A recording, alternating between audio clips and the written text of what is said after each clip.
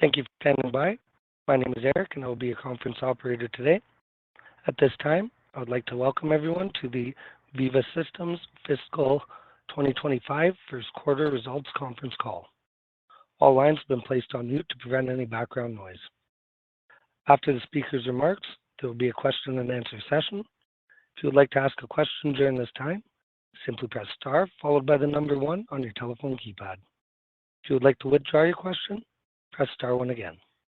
Thank you. I would now like to turn the call over to Gunnar Hansen, Senior Director, Investor Relations. Please go ahead. Good afternoon and welcome to Veeva's Fiscal 2025 First Quarter Earnings Conference Call for the quarter ended April 30th, 2024. As a reminder, we posted prepared remarks on Veeva's Investor Relations website just after 1 p.m. Pacific today. We hope you have had a chance to read them before the call. Today's call will be used primarily for Q&A. With me today for Q&A are Peter Gassner, our Chief Executive Officer, Paul Shawah, EVP Commercial Strategy, and Tim Cabral, our Interim Chief Financial Officer. During this call, we may make forward-looking statements regarding trends, our strategies, and the anticipated performance of the business, including guidance regarding future financial results. These forward-looking statements will be based on our current views and expectations and are subject to various risks and uncertainties. Our actual results may differ materially.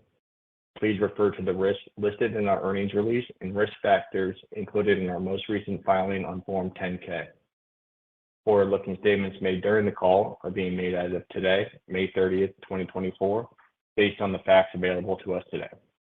If this call is replayed or viewed after today, the information presented during the call may not contain current or accurate information. Veeva disclaims any obligation to update or revise any forward-looking statement. We may discuss our guidance on today's call, but we will not provide any further guidance or updates on our performance during the quarter unless we do so in a public forum. On the call, we may also discuss certain non-GAAP metrics that we believe aid in the understanding of our financial results. A reconciliation to comparable GAAP metrics can be found in today's earnings release and in the supplemental investor presentation, both of which are available on our website. With that, thank you for joining us, and I'll turn the call over to Peter. Thank you, Gunnar, and welcome everyone to the call. It was a strong start to the year with results above our guidance. Total revenue in the quarter was $650 million, with non-GAAP operating income of $261 million. As I shared in our prepared remarks, we've reduced our full-year revenue guidance by about $30 million, from $2.74 billion to $2.71 billion, as the macro environment remains challenging.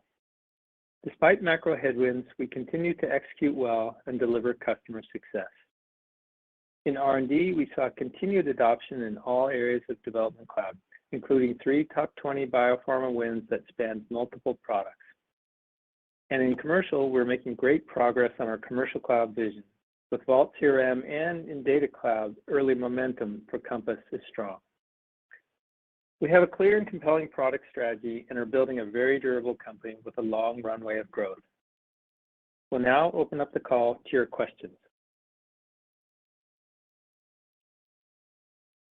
At this time, I would like to remind everyone, in order to ask a question, press star and the number 1 on your telephone keypad. Your first question comes from the line of Joe Vruwink with Baird. Please go ahead. Great. Hi, everyone. Thanks for taking my questions. Maybe just to start, of the change you're making to the R&D subscription outlook, about $17 million, how much of that is deal timing versus some of the other factors mentioned in the stakeholder letter? And then when it comes to deal timing, curious, what are the indications from customers you're hearing that these are programs so set to come through at year-end? So ultimately, they're not lost, but they're more contributors in FY26 than 25, perhaps. Yeah. Hey, Joe. Tim here. Thanks for the question. As it relates to the reduction in subscription on the R&D side, a little over 50% is related to the deal timing and the enterprise business, and the remainder is related to the SMB that we discussed. Overall, if you include services there, Joe, it's more of a 60% to enterprise, roughly 60% to the enterprise business. And Peter, you want to take on the other question that Joe asked? Sure. And in terms of these deals, these are normally core systems that we're selling. So these are systems that are going to need to be upgraded, modernized, enhanced over time. So our competitive position is really good. We're not losing these deals. It's just getting deferred. Now, in terms of the exact timing, that's our forecast, and that's based on a lot of individual customer discussions. So, that's accurate to the best of our knowledge at this time. Okay, that's great. And then I wanted to ask about the commercial summit from a few weeks ago. There were quite a few good updates there, both new products from Veeva. Also, sounds like good engagement with partners just in terms of how you plan to approach the CRM migration framework with both tools and processes. What would you say are kind of the big takeaways to focus on from the summit, and then any feedback from customers or partners afterwards that you found notable? Yeah, hey Joe, this is Paul. Thanks for the question. So Summit was a really great event, a great success. And I would say as we brought together over 2,000 people from across the industry in a wide variety of areas: sales, marketing, operations, IT. We had about 100 customers presenting across all those areas and from 50 different companies. So pretty broad-based, covering everything from Crossix, Compass, and what we're doing in CRM, commercial content. So great event, a lot of momentum. I would say kind of a couple big takeaways. One is in the data cloud area, specifically in Compass. We had a lot of customers talking about what they're doing with patient data, how it's changing and how they operate and changing their business in terms of finding more customers, finding more patients, the quality of the data. So Compass had some really specific and good testimonials from customers and partners about the value that it's adding. So Compass was certainly a highlight of the event. The other one I would say is in the CRM area. We talked about our vision for unifying sales, marketing, and medical. We're doing something foundationally different there. We're bringing all of those together in a single vault that hasn't been done before. That was the core of our strategy, but we announced a whole number of innovations in the CRM area. That got our customers really enthused and really excited. Everything from our AI strategy to CRM now being involved, rethinking the content supply chain. So a number of different innovations in different areas, which create a lot of excitement. I'd also say our new products, the momentum that we have there, Service Center and Campaign Manager, we demoed them.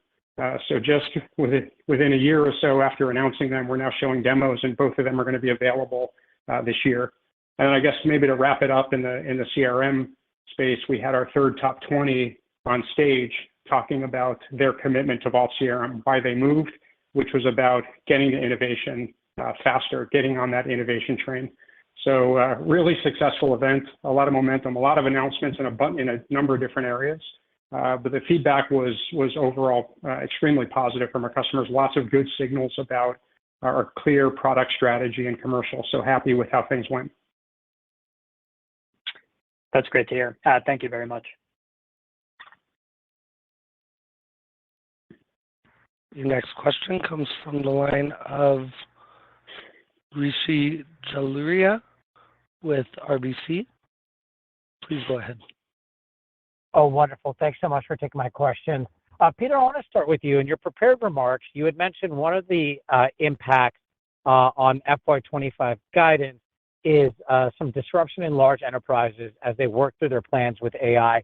Can you be a little bit more specific? How is that manifesting itself? Is that on commercial? Is that on clinical? Is that on both? And what exactly does that mean? And maybe alongside that, as we think about your overall AI strategy, at least what we picked up in a lot of our conversations is companies are increasingly wanting to work with their trusted vendors on their AI strategy. Given that you are such an important partner to the life sciences industry, how do you plan on using that position to help companies with their AI strategy? And then I've got a quick follow-up for Tim. Richie, let's see. So the first part of it is the disruption, what we mean by that. So you look at a year or so, a little more than a year ago, AI really burst upon the scene, Gen AI.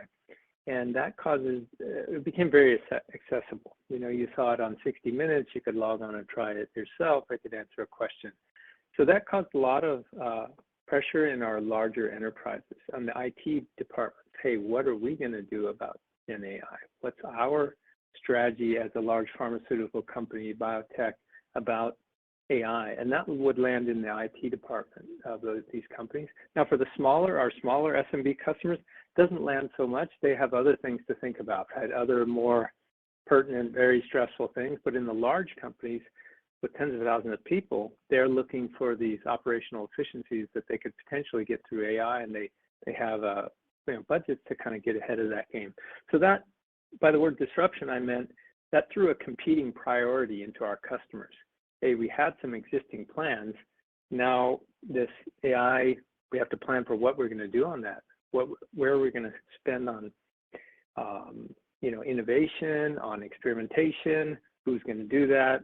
What budget would we use? That type of thing. So some of that would take an impact onto us, which is core systems. Now, those core systems, when we get that type of impact, it will delay a project, but it won't stop it, because these core systems are things you need.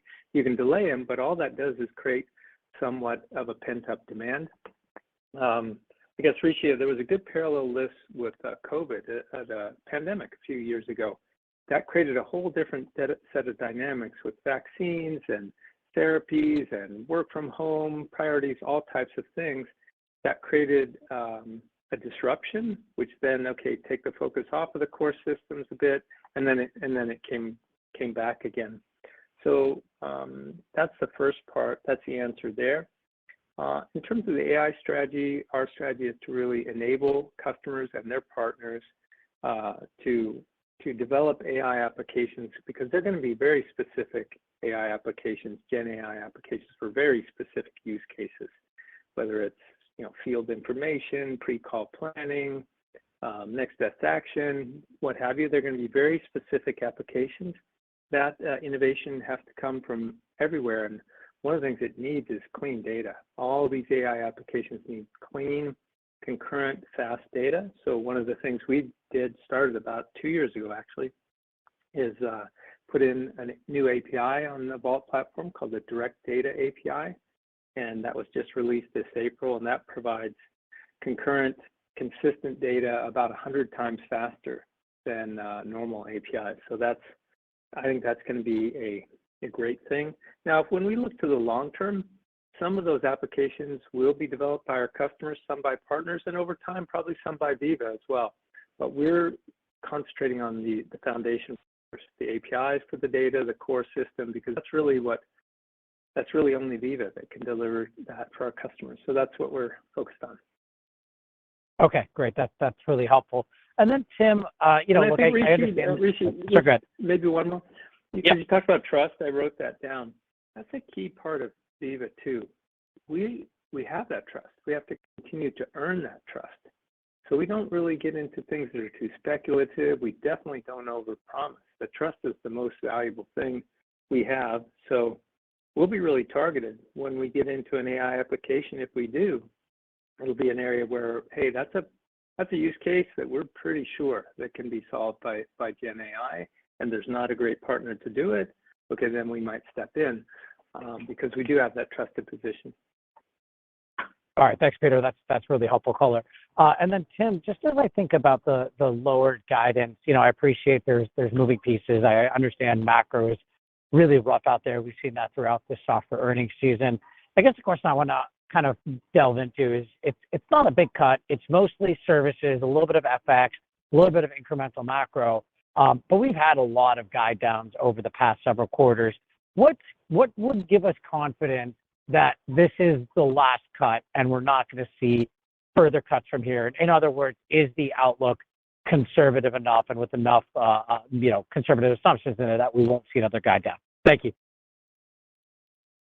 Yeah. Hey, thanks, Rishi, for the question. I think our guidance philosophy, so stepping back for a second, our guidance philosophy has not changed. necessarily. We're very thoughtful about it. We look to the information that we have to inform us in our guidance, and I think that's been consistent. As we look at the data, and as Peter talked about earlier in terms of our sales forecast, again, we're very thoughtful in terms of those insights that we have specifically into our customer base, because we work so closely with them on a number of things. Look, we can't promise you if other macro things continue to deteriorate materially, and that has a material impact or an impact to life sciences, that we won't have to do something here. But again, this is the best information we have that informs the guidance that we've given today, Rishi. All right, very helpful. Thank you so much, both of you. Next question comes from the line of Dylan Becker with William Blair. Please go ahead. Hey, guys.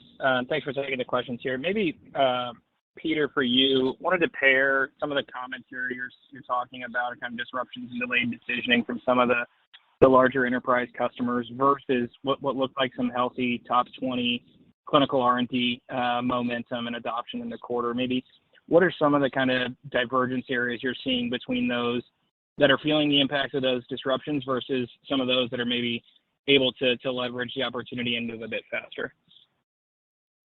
Yeah, I would say what you're referring to there is in the top 20 in R&D, and it's really customer-specific situations because there's only 20 top 20. It's not such a large number that you can make general patterns. I would say some companies are spending more on the AI experimentation and learning and proof of concepts, and some are spending less. So that's one thing. And then I think with many of these customers, it's just timing. Some have needs in this area or that area. So there's no particular pattern there. Okay, that's helpful. And then maybe Paul, switching over to you, you called out this kind of cross-functional collaboration between marketing, sales, and medical.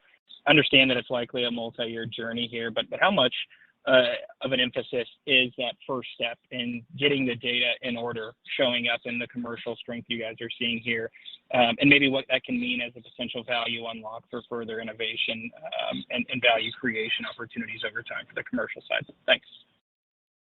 Yeah, this is really this is a journey, and it's a long-term vision. I think what we are doing, we're taking the opportunity because we now have the Vault platform. We're able to build these different functional areas that historically a lot of them have been separate. They've operated in separate systems. They've operated in silos, sales and marketing as one example. And we're building them into the same Vault so they can all operate on literally the same exact customer record at the same time. So things become more real-time, more collaborative. Sales can be involved in a marketing campaign as one example. Marketing can see exactly what sales is doing. So it's a new way of operating, and we are enabling that through some of the new products that we've announced, like Service Center, which is for inside sales reps in the call center, and hybrid reps, of course, but then also Campaign Manager, which is for the marketing team. And we're doing it in a very different way by building them all. They all live together. That's the way to think about it. So this will be a multi-year journey. It'll be something that will likely start with small and mid-sized customers who are able to take advantage of this. They'll likely move to Vault sooner, and we have new customers on Vault CRM. They'll be able to take advantage of that sooner, and then over time, it will be for larger customers. So this is a multi-year journey, but it's a foundational thing. When you get onto Vault CRM, you have access to all of this innovation and this ability to kind of change how you operate. So we're excited about the long-term potential here. Great. Thank you, guys. Your next question comes from the line of Ken Wong with Oppenheimer & Company. Great. Thanks for taking my question. Yes, this one maybe Peter or Paul. I was surprised to see multiple new Vault CRM customers were already live. what was the feedback from customers in terms of that implementation go-live timeline? And then how might these early wins and go-lives impact future engagements with your existing CRM customers? Yeah, so first we made really great progress in the product to be able to sell Vault CRM to additional customers, and then as of April 1st, it's the sole go-forward solution. So every new customer after April 1 will be on Vault CRM. So it's a testament to how far the product has come in such a short period of time. So we're executing well from a product standpoint. But it's also a testament to the execution of the broader team, the services team, and getting the product up and running. And the feedback from customers is that it works. It's meeting their needs. Now, these are smaller companies. Many of them are pre-commercial companies. So their requirements are a little bit more in that early market, somewhat simpler kinds of requirements, but they're doing well and they're using the system. And it's creating a good foundation for us to expand. You have to start somewhere. We started and we're expanding now to more and more customers, and that's the foundation for what we expect the vast majority of the industry to migrate to over a period of time. So it's a really good milestone, and we're happy with the adoption and the customer success so far with Vault CRM. Okay, perfect. And then quickly, Tim, on the billing side, the $35 million cut to billings, I mean, lots of moving pieces there. Is it fair to characterize the subscription portion of that being fairly consistent with the revenue cut, the $5 million subscription revenue cut? Hey, Ken. Yeah, it's in the ballpark. The two major pieces that impacted our billings guide down was the $25 million reduction in our services revenue, Ken, and then we called out roughly a $10 million headwind from an FX perspective as the yen and the euro have gotten a little weaker in the last 90 days. Okay, perfect. Thanks, Tim. Your next question comes from the line of Stan Berenshteyn with Wells Fargo Securities. Please go ahead. Hi, thanks for taking my questions. Maybe first for Peter or Paul, you called out in the prepared remarks Crossix had a great quarter. Can you just maybe talk through the traction there and market demand, customer trends? And also if you can touch on the fact that historically, I think you've mentioned a goal to pivot this segment to a more recurring revenue model. Just any updates on that would be great as well. Thanks. Yeah, sure, Stan. So Crossix, I would think about it as two parts of the business. There's the marketing and optimization side, and there's the Crossix audiences, and we perform well in both of those businesses. And marketing and optimization, that's the one that we specifically referred to as trying to move that to more of a stable enterprise license agreement type stream. And we're early days in that. We have had our first customer move to that. It's working well for them. It allows them to be able to use Crossix really across all their brands foundationally to kind of measure and optimize their marketing. So that works well. We will continue to focus on that over time, but we're not going to do anything unnatural. It's something that we want to do in a customer-friendly way and make sure that it creates value for our customers. We have the best product there, and the market has become more healthy, so we're executing well on that side. And then in Crossix Audiences, we invested a whole lot more in that over the past couple of years, and that's paying off. We have a really great product. And for those of you that don't know what it is, it's to get more precise in your media, so your media reaches the right patient population. We combine consumer and health data to get precise in how you reach targeted audiences. And we have the best product there, and the market has also become more healthy. So proud of the execution and the innovation that we've done and both sides of the Crossix business. Got it. Appreciate the caller. And then maybe a quick follow-up for Tim. So your guidance is a bit more constructive on commercial cloud subscriptions. Obviously, lots of developments there in the quarter, but anything specific to call out in terms of the driver of upside to full year expectations? Thanks. Yeah, Stan, I would say it's consistent or somewhat related to the question you just asked, Paul. We are seeing broad-based upside with specific upside in our Crossix business that drove the upside in the most recent guidance we gave. Got it. Thank you. Your next question comes from the line of Stephanie Davis with Barclays. Please go ahead. Hey guys, thank you so much for taking my question. I was hoping to talk a little bit about the evolution of Compass, just given you did call it a bunch of healthy new wins this quarter. So when I think about the two big areas of differentiation that you first called out, you talked about data speed and data restrictions. How did that play into the wins this quarter? And what kind of applications have you thought about building given these differentiations on the data? Hey, Stephanie, this is Peter. I'll take that. Compass is very innovative. I would say Compass is as innovative as Vault was when we introduced it in 2011. It was a new way of doing things, and people had to adjust to it. And not everybody got it at first because it was so new and so different. So we were with early adopters. The same thing with Compass. It's fundamentally different than what IQVIA has done in the past. IQVIA and the others, right? They started out from the days of Lipitor, where the largest selling drug was, you get it at the retail pharmacy. Today, it's much different. Drugs come through specialty pharmacy. They're in-office administered, hospital administered, as well as retail pharmacy. And the healthcare system is just so much more complex. So what's driving Compass? Specifically, we have Compass Patient, and then we just introduced Prescriber and National Prescriber in January. They're very early. So the revenue and the deals are coming from Compass Patient now.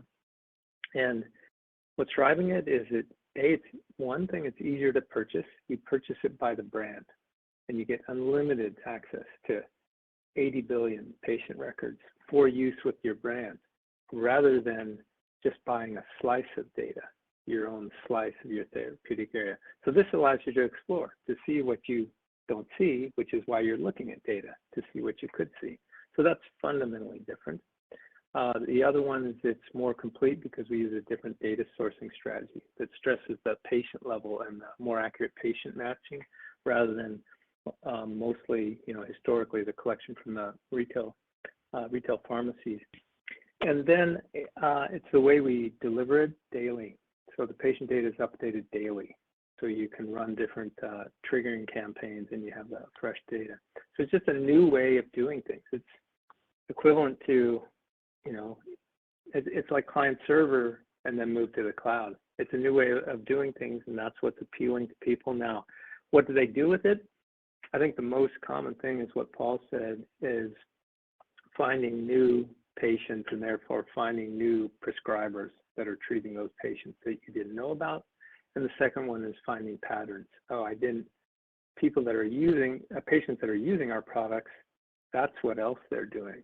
Or patients that aren't using our products, or patients that are using our competitors' products, that's what they're doing. We provide that visibility, and in some cases, we're the only one that can provide that visibility because of our data sourcing strategy. Can often see what's called block products. So a lot of detail there, but I'll end where I start.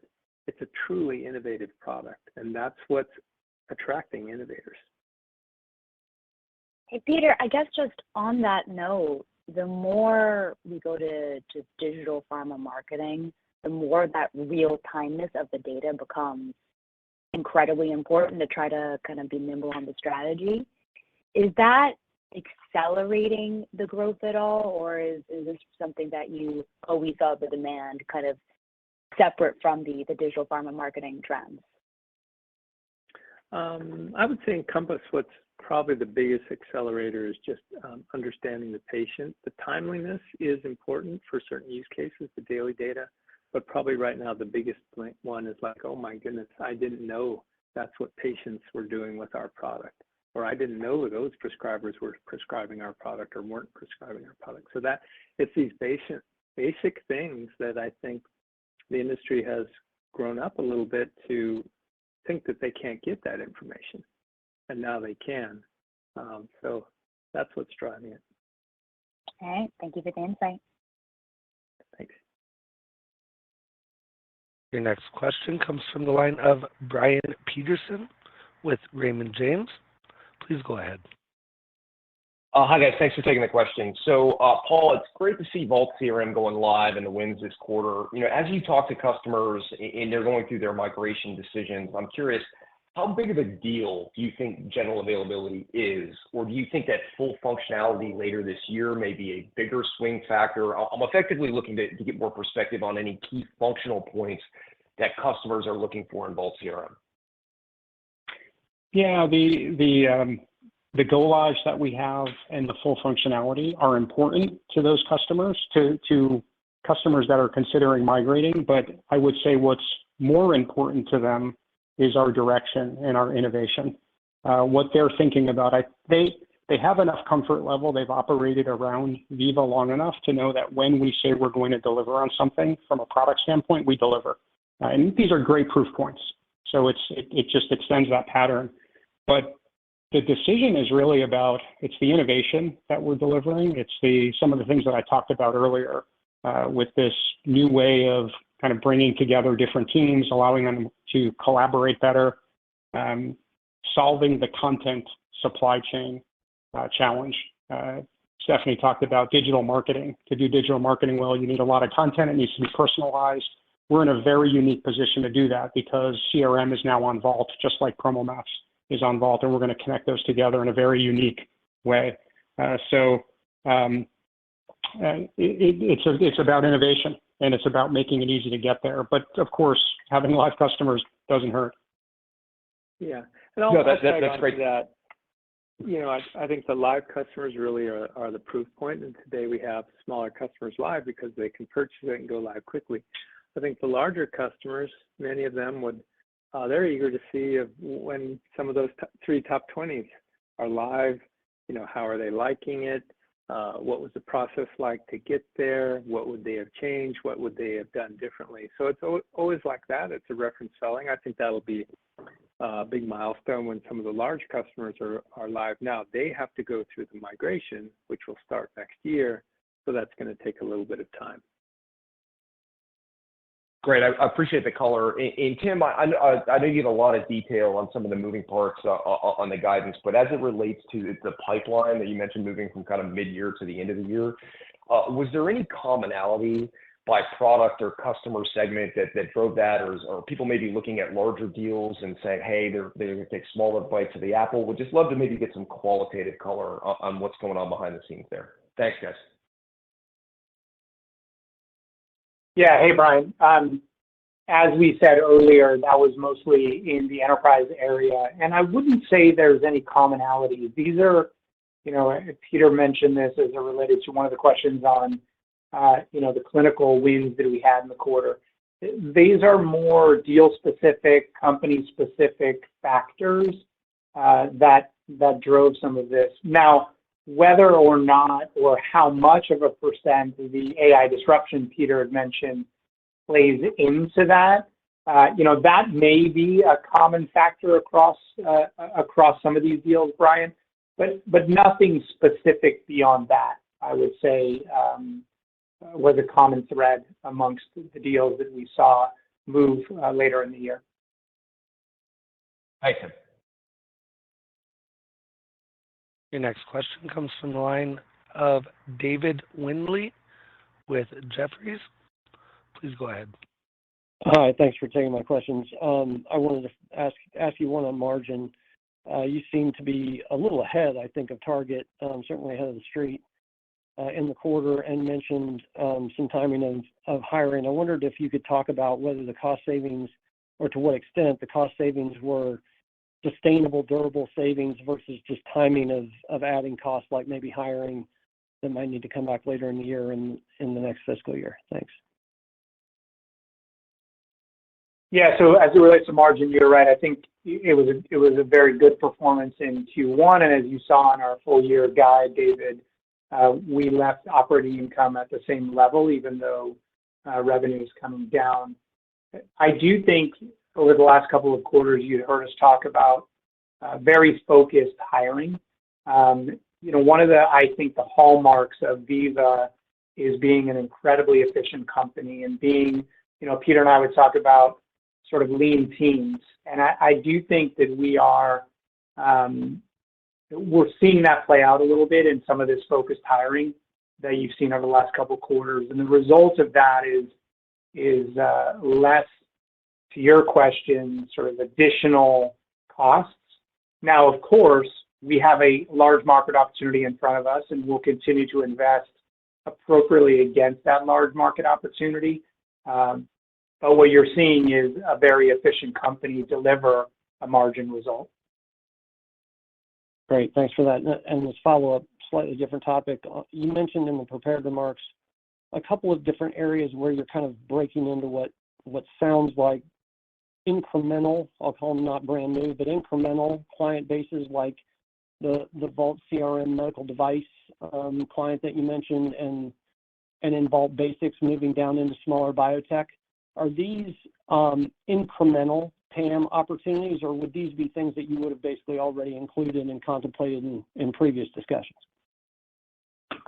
Yeah, let me take those. So let me address the MedTech one first. That was an interesting one. That's a MedTech company that is committed to Vault CRM. It will be one of our largest new deals as they scale to their full deployment.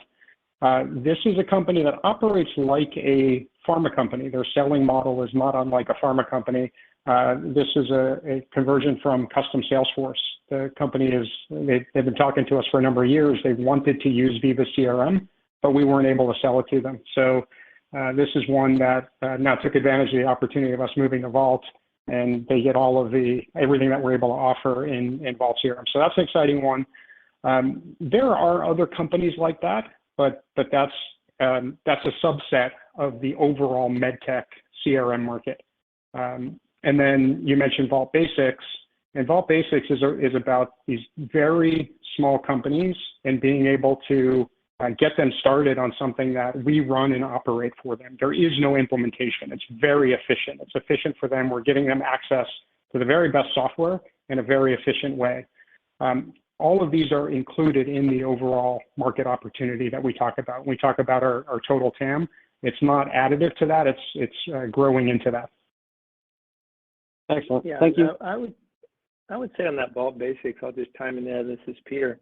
That's a super interesting area. I'm very excited about that for these companies under 200 employees to get Veeva Vault systems with no implementation costs and to be able to run on our processes. So we're not asking them, how would you like to configure processes, et cetera.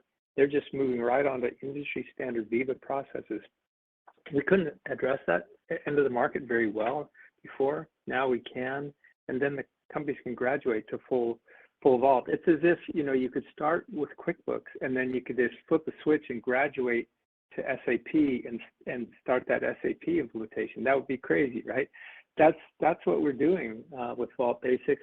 And surprisingly, yes, Paul's right. It's included in our overall $13 billion R&D TAM.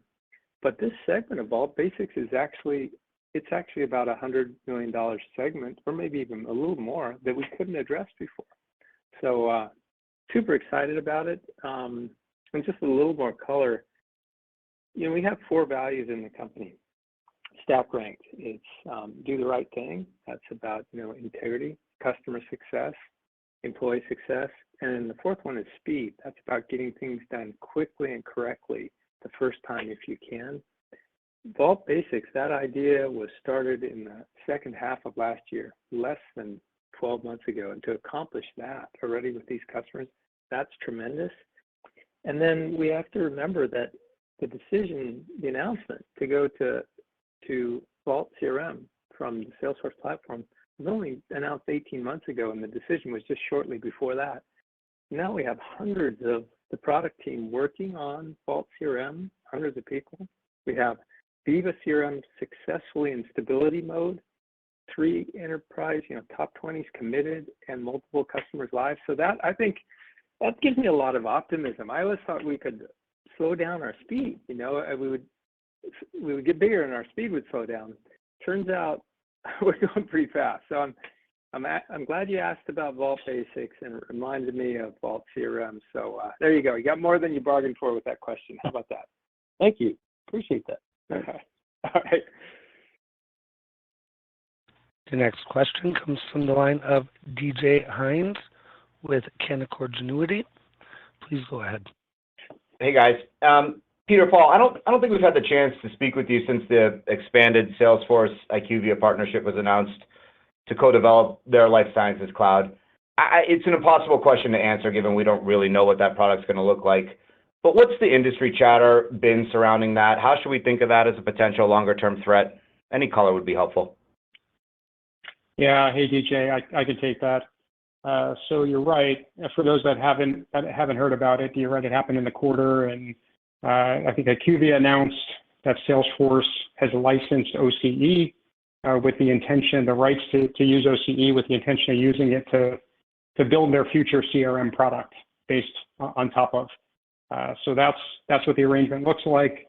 I was a little bit surprised, quite honestly, given that Salesforce announced a future CRM and they're going to build it on a product that hasn't worked well in the marketplace. OCE has played out over the last 6 or 7 years, and the product hasn't gained any traction. It hasn't worked well for big customers.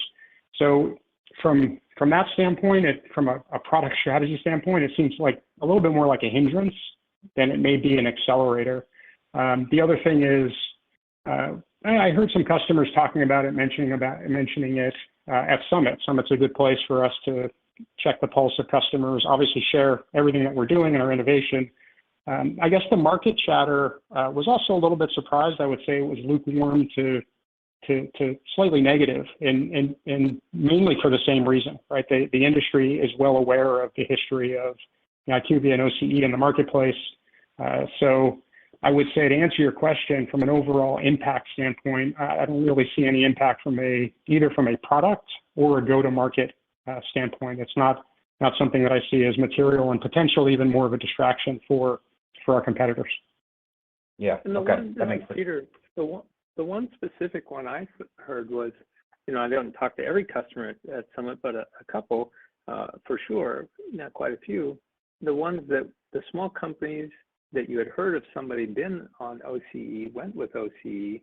They're not happy about that because now that IQVIA is kind of getting out of that, and there's not a smooth way to get to the Salesforce thing. So that's just one specific thing I heard as well. Yeah. Okay. That's helpful. Thank you. And I was a little surprised you had 8 wins. Granted, these are mid-market customers with Veeva CRM right before Vault CRM was set to go live. Was that just the functionality wasn't fully there on Vault CRM, which pushed them to choose Veeva CRM, or help me understand what happened there?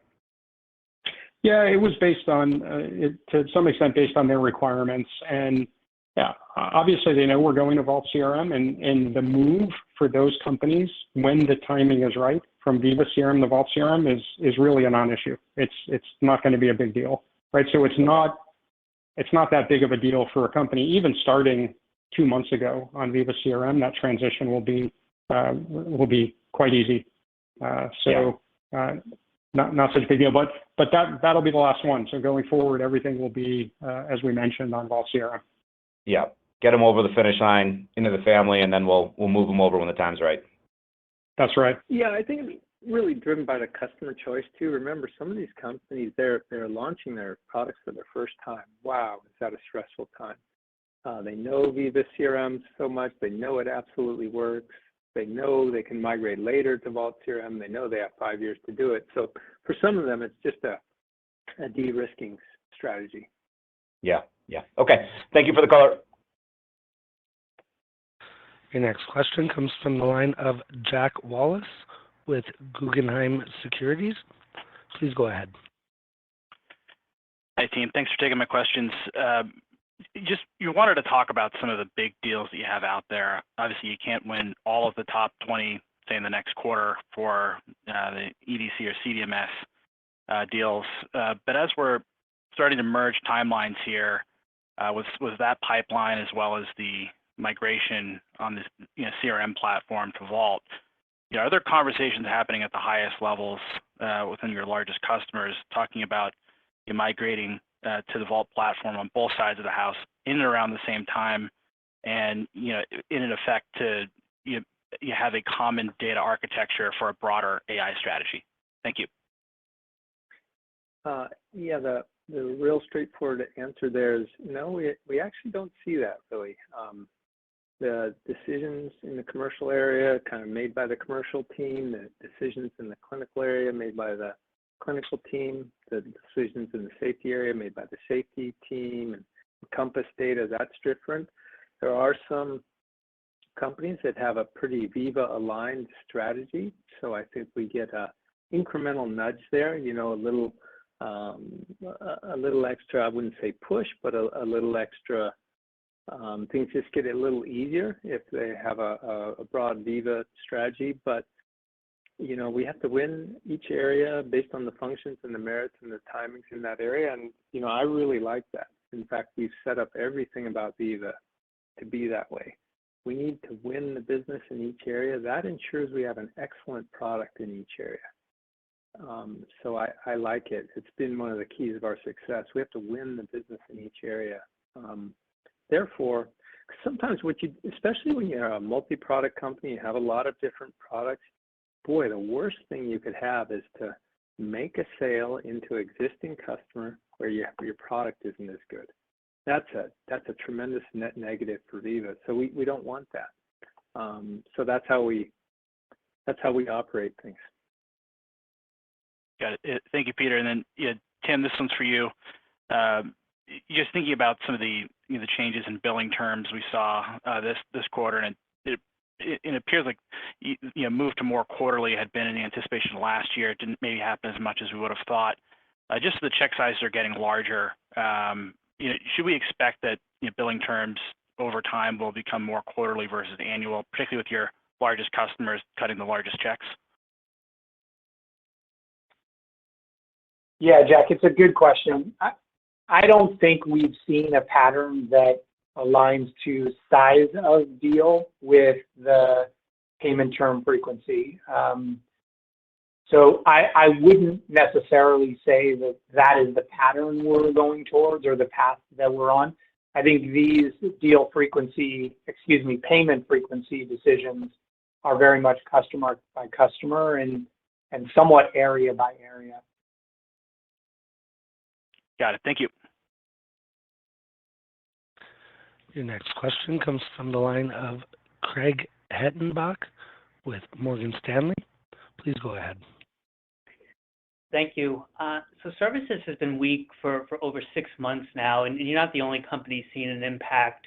Where do you think customers are with kind of rationalization of projects, and what are some things you're looking at in terms of stabilization and ultimately a recovery in that business? This is Peter. I'll take that one. Services, we're really in that for customer success, right? That's where we can do those services and do them profitably. So we're not really looking to optimize revenue there per se. In terms of the customers and when things reach a steady state, there's going to be ebbs and flows as more things go to Veeva or more things go to partners, or as we get more efficient. For example, the customers moving on to Vault Basics there, that's super interesting. Now, some of those customers, granted, we wouldn't have got before because we didn't have a product that fit. But some of those customers we might have got on the regular Veeva, and that would have been significant services revenue. And all of that services revenue is no longer. We're trading that off for subscription revenue. For this year, the services revenue impact by the timing of these deals. So if we have a large deal that was maybe it was going to start in Q2, but now it's going to start in Q4, that obviously pushes the revenue out. I see no macro level change in our services capability and appetite for customers. It's just in the timing. One of the nice things about these core systems of record is, when there's delays, it really just, the demand gets pent up till later because they're not optional things. Got it. That's helpful. And then on the EDC side, for some of the ramping deals you have, just wanted to look for an update on how those are progressing and how you're thinking about contribution kind of through this year and going forward. I'll take that one, Tim, and then maybe at first, then maybe take about contribution. The projects that we sold, the big EDC deals, are going well. Some of them, a couple of them, I'm thinking about. They have their first studies live. Now, when they do their first studies live, they pick less complicated studies. These are a way to learn and test out their processes. Both of them have significant milestones coming in the next, between the next 12 and 18 months, where all their new studies will be live on Veeva. There's tight integration, communication with our product team and our services team. So I think that's going well. That's helping to improve our product and our services offerings. I'm really very happy with our execution in EDC. In terms of how the ramping and how that flows into our financial results, our revenue, Tim, you want to take that one?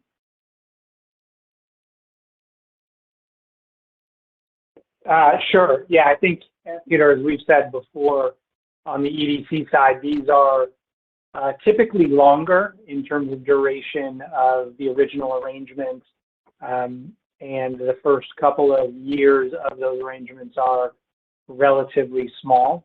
So while there will be some contribution, I don't expect us to see material contribution there, and that's included in the guidance that we've given today. Got it. Thank you. Your next question comes from the line of Ryan McDonald with Needham. Please go ahead. Hey, thanks for taking the question. This is Matt Shea on for Needham. Or for Ryan. Maybe circling back to the Data Cloud, wanted to ask about Link.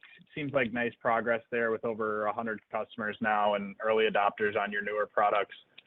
Where are you attracting these wins from? Are these greenfield opportunities? Or are you winning them away from incumbents? And if incumbents, there's a lot of options out there. So just curious what you've seen has been your biggest point of competitive differentiation.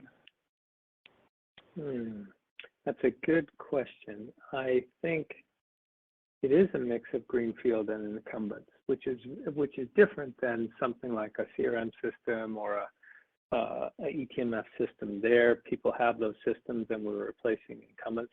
Here, sometimes we're replacing incumbents that are just not as. And when we do that, it's because our data quality is far superior, and the software on top of it is far superior. The price is a bit higher maybe than what they're used to before on Link, but the product is far superior. We invested heavily in that product and that data. And then sometimes, especially for smaller companies, and sometimes even for larger companies, they had no organized system. They would ask a consultant to do some market research and make some reports and things like that. They had no system of reference to go to. So those are the dynamics we see. Gotcha. That's helpful. And then maybe just quickly on Vault Basics, got a couple customers that went live in May. Just wondering what early feedback has been like. And then I guess given the opportunity to land more of these small biotechs and grow alongside them, how heavily do you plan to lean in on this versus sort of wait for more macro recovery? Feedback, it's probably a little early to get anything comprehensive feedback. We've gotten good feedback through the cycle. I guess that's the fact that the customers are buying, even though when the product was quite early, they really buy into the concept. So far, it's been smooth in the first weeks. But too early to get a lot of concrete feedback. And then in terms of the go forward, we think there's certainly a pipeline there for Vault Basics, and we're happy about that. I think if interest rates come down some, or funding environments get better, there can be more small biotechs starting up again, and that'll be more for us. But it's really our focus now is with these customers to fine tune the process, make the products really, really great, make the process really, really great, and then we have some expansion with Vault Basics too, some more applications we will put in there, such as our CTMS product, Clinical Trial Management System, in our QMS product, and we'll look for other things to do over time. This Vault Basics for Veeva is definitely not a flash in the pan. This is a fundamental thing where we can help the industry grow in the small emerging biotech area, be very profitable for Veeva, and provide a super smooth on-ramp and onto the full Vault when you need to. Over time, yes, this is going to apply to CRM. This is going to apply to our commercial products over time. It was a fundamental, just to let you know, it was a fundamental decision discussed deeply at the board level last year. We view it as really, really important. Interestingly enough, some of our best innovative ideas are actually coming from the Vault Basics because it's helping us standardize. And standardization is going to help us in all types of areas, and it help the industry in all types of areas. Makes sense. Thanks, Peter. Your next question comes from the line of Charles Rhyee with TD Cowen. Please go ahead. Yeah, thanks for taking the question. Hey, Peter, in your prepared comments, you kind of noted that the challenging environment is causing, particularly among your top 50 biopharma, align with Q4 rather than Q2 and 3. Can you talk about sort of the visibility you have for, sort of that kind of comment here? Is that from just direct indications and conversations with clients that they plan to add solutions, but maybe not till later this year?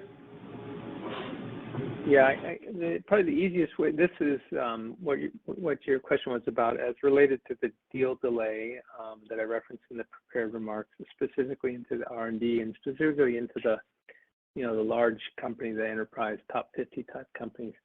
Yeah, those are based on our sales forecast, right? These are active opportunities we're managing and maybe have been tracking for a long time. It could be 6 months, a year, 2 years. We're tracking these things, so it's based on our field teams and our product teams' interaction with these customers and based on their best judgment. So it's not that's not done by formula, right? That's done by individual discussions. Okay, got it, understood. And then maybe Tim, if we look at billings growth for the balance of the year, it looks like you're basically estimating around 9 to 10% growth. Should we think of that as sort of the benchmark as we think about growth beyond fiscal 25? Is that sort of like a good jumping off point, or because obviously billings growth has been more in the mid-teens over the past year or so? How should we think about this as maybe a new starting point? Yeah, Charles, two things to consider there. Number one, I don't want to imply or give any guidance outside of fiscal 25 on the call today.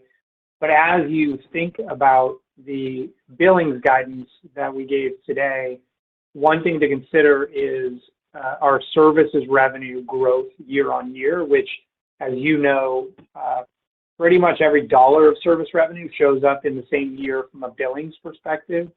That is sitting right now at a low single percent growth. So those would be the two things that I would give more color on as it relates to our billings guidance. So the assumption being that as the services part of the market rebounds, because that is in the current year, that so 9 to 10 is basically kind of artificially impacted this year is the way to think of it. Again, not implying any rebound or any future guidance here, Charles, but this services revenue growth rate relative to historical services revenue is very, very low. And it's back to some of the commentary that Peter put in the prepared remarks, specifically in terms of some of the deal timing that moves to later in the year, which just gives services less days of revenue on those new projects to implement those critical systems. Got it. And Peter, if I could ask one more real quick, is you talked about sort of the funding environment, but one key funding for biotech was actually quite strong. Any reason why we haven't yet seen some of that maybe flow through for you guys, or is that kind of two different things? Maybe some of that money is going more into clinical development versus technology investments. Yeah, I have seen the data about the funding picking up a little bit. As far as I can see, I wouldn't characterize that as quite strong yet. and still the cost of that funding is still relatively high.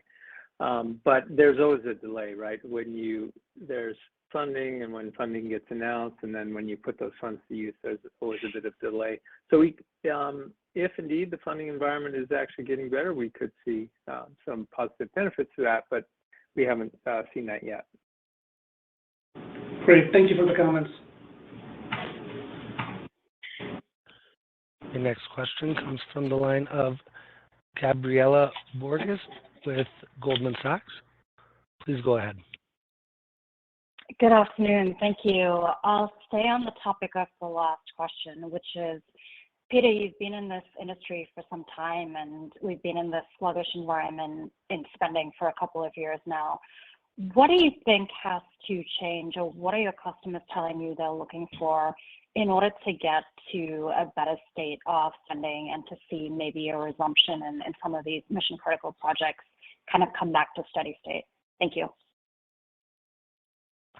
To be fair, we are still growing, and customers are still doing things. So, I can think of a lot of customers and the important projects that they're doing. So I don't want to imply at all that things are stagnant.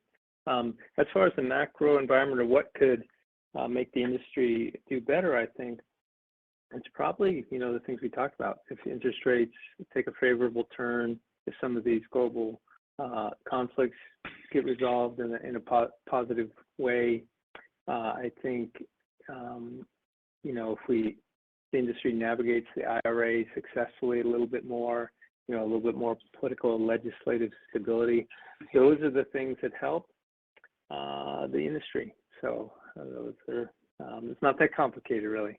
They want stability, predictability, and it's a capital-intensive industry, especially at the smaller end, which feeds a lot of the innovation. So it is an industry that's a little sensitive to interest rates. Yeah, that makes sense. Thank you. The follow-up I have is on CDMS, and more specifically, how you're thinking about developing functionality across the different phases of a clinical trial, so phase 1, phase 2, et cetera.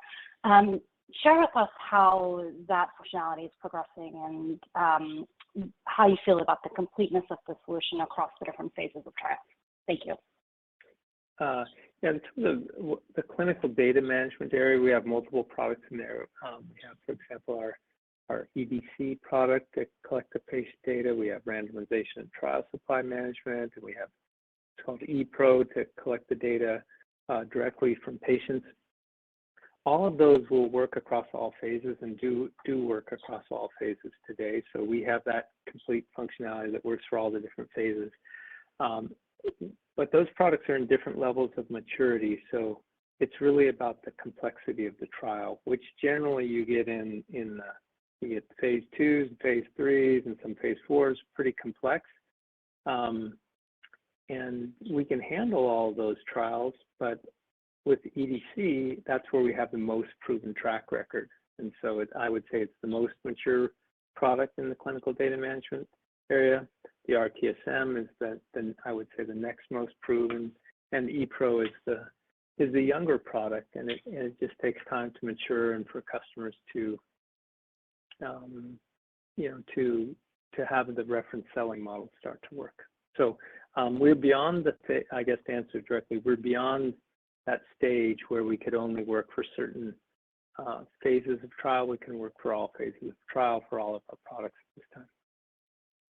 I appreciate the call. Thank you. Thanks. Your next question comes from the line of Jailendra Singh with Truist Securities. Please go ahead. Thank you, and thanks for taking my questions. And I missed the first few minutes of the call, so apologies if you already covered this. First, I wanted to ask about the pricing environment. There have been some discussions that pharma companies have been tighter than usual on pricing negotiations given the macro environment. Have you guys seen any of that as contracts come up for renewal, even pursuing new business? And as you look across your portfolio, are there certain areas where you see less or more competitive pricing environment? I'll take that one. No change in the pricing dynamics, and no, there's no particular area where we see less or more. So it's business as usual there. We have to make a great product, prove the value, but no particular change. Okay. And then my quick follow-up, any update on the permanent CFO search process? Any update on timeline or skill set experience focus would be helpful? The search continues and it's going well. I feel it's an orderly process. We're certainly talking to good candidates. I'm not going to disclose specific progress, but I would say we're active in it and we are making progress. And we'll give you an update when we can. Great. Thank you. Thank you. That concludes the question and answer session. I will now turn the call back over to Peter Gassner, CEO, for closing remarks.